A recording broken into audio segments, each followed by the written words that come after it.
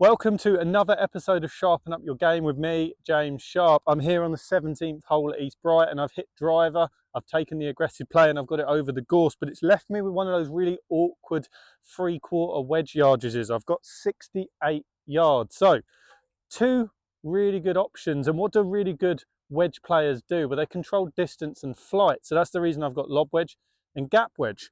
Now, if I'm going to use lob wedge, I'm going to expect a little bit of a higher flight with a little bit more spin, but I'm also going to have to make a slightly bigger swing. So what I use is what's called a wedge matrix. So I relate the distance that I swing it back and through to a distance with each club. So 68 yards with a 60 degree is going to be about shoulder to shoulder for me. So if we step in, we have a go, shoulder to shoulder with a lob wedge. So it's going to be about there, through to there. You can expect a slightly higher flight. Ball flies in a little bit high. Where's it going to go? So actually really good distance, lands, stops a lot quicker.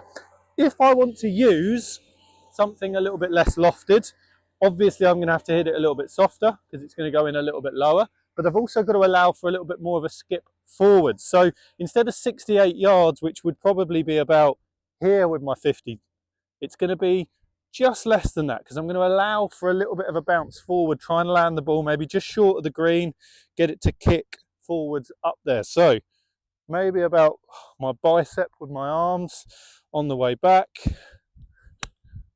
See, it goes in a lot lower, lands at the front of the green, just skips forward, actually releases a little bit more. So that one's gone about 10 foot past, but you can see two really good shots in there. One goes in a bit lower, chases back, good for a back flag. One goes in a little bit higher, good for a front flag. Stay tuned for next week's episode.